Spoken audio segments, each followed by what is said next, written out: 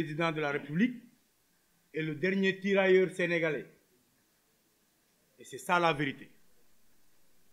La vérité est que, au-delà des multinationales établies dans ce pays, au-delà des contrats fallacieux sur nos richesses et nos ressources, au-delà de l'implantation de toutes ces grosses entreprises et sociétés françaises établies au Sénégal avec des contrats entre guillemets où il y a des pots de vin, où il y a, en tout cas, qui ne respectent aucun règlement ni norme, nous avons aujourd'hui ce régime qui s'amuse à rapatrier des Africains.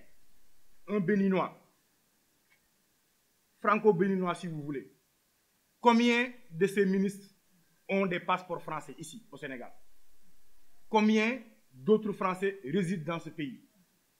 Un monsieur qui gagne sa vie, qui travaille, qui est marié ici depuis 8 ans, qui vit avec sa famille, qui cotise socialement, qui paie des taxes, des impôts, qui travaille dignement et qui revendique ce qu'aujourd'hui notre président devrait revendiquer. Au contraire, notre président a dit ouvertement qu'il soutient le franc CFA parce que c'est une monnaie stable, ce qui est contraire à la demande des peuples africains, ce qui est contraire à ce que nous, les jeunes Africains, nous souhaitons et nous voudrions.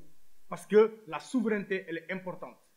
Tant que tu n'es pas indépendant monétairement, tu n'es pas souverain. Comment est-ce qu'on peut expliquer que nous, Africains, qu'on se réveille, qu'on va au boulot et que notre salaire est géré par notre maman qui nous dit 50% de votre salaire, c'est le Akundjurel. Les 50 autres pourcents, je vous dis comment vous les dépensez. Voilà ce qui se passe avec la France. On n'a aucune indépendance ni contrôle sur cette monnaie. Elle est fabriquée en France, gérée par la France, garantie par la France.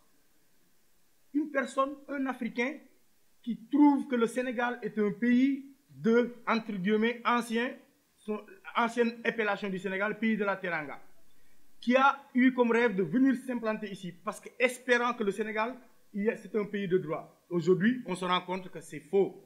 Le Sénégal n'est plus un pays de droit. C'est un pays où on bafoue les lois, les droits et les règlements. C'est un pays où il y a un régime totalitaire, un régime autoritaire, un régime qui est frileux, un régime qui fait le banditisme d'État, un régime qui a peur de toute opposition, qui enferme ses potentiels adversaires, qui enferme même un activiste qui n'aspire à aucune conquête d'aucun pouvoir.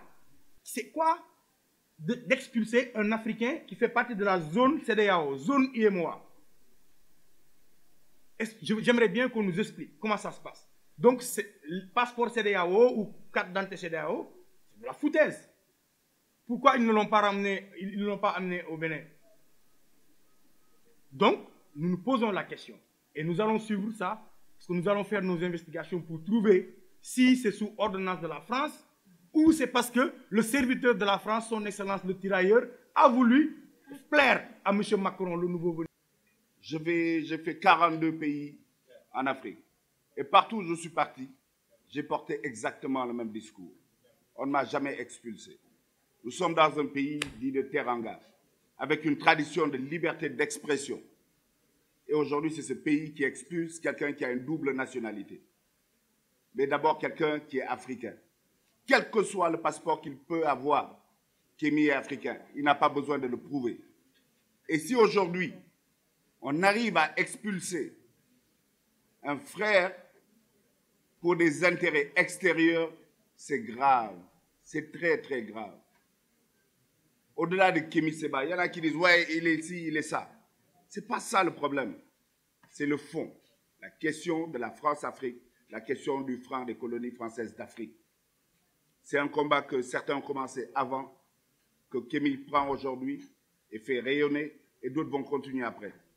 Mais ce combat ne pourra continuer pour notre liberté à tous et à chacun, si et seulement si chacun d'entre nous s'en empare.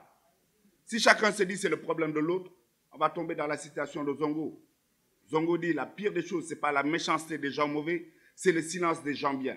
Combien de gens bien se sont tus quand on parlait de cette question, en nous prenant pour des illuminés, des gens qui veulent jouer les intellectuels, qui veulent parler du gros français.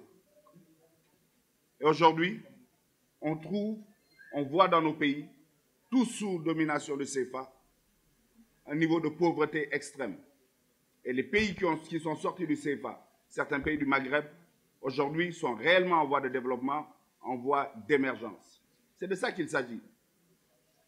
C'est une vraie pauvreté que nous vivons dans nos gènes, alors que nous pouvons nous libérer. Mais au-delà de tout, la liberté d'opinion, de pensée.